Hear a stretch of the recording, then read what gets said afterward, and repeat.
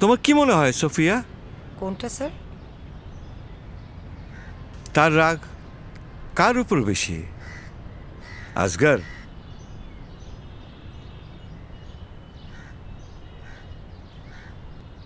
Sir ল্যাবে আমার ওদের সাথে কিছু কথা হয়েছে। যতটুকু বুঝতে পেরেছি, বাবার উপর ওর ভীষণ রাগ। সবচেয়ে আগে বোধহয় বাবার কাছেই যাবে সে।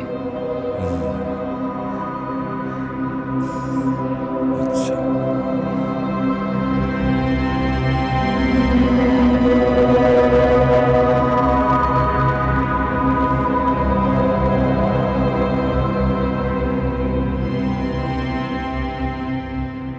তুই এটা নে। আর আর আছে, এই যে পাটালি আছে, মুড়ি আছে, এইটা খা। আচ্ছা আমি খাই, আপনি বসেন, আমি খাই। বসতেছি বসতেছি। হাঁটতে কি এখনো কষ্ট হয়? একটু তো হয়, তবে আগের থেকে ভালোই।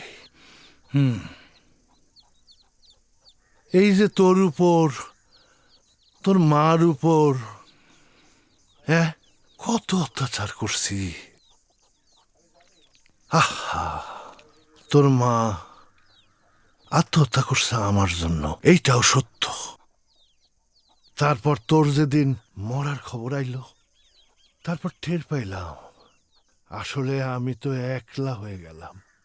আগে যেমনই হোক, তুই ছিলি, বুঝছিস? এই কথাগুলি তোরে কওয়ার জন্যে বুকটা ফাইটে যেতেছিল।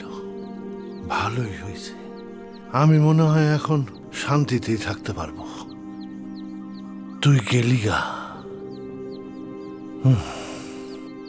আবার তখন যে কাজগুলো আপনি করছিলেন আপনার কাছে মনে হয়েছিল বলেই ঠিক। এখন অনেক সময় পার করে আসছেন, এখন হয়তো বুঝতে পারছেন এগুলো সব ভুল।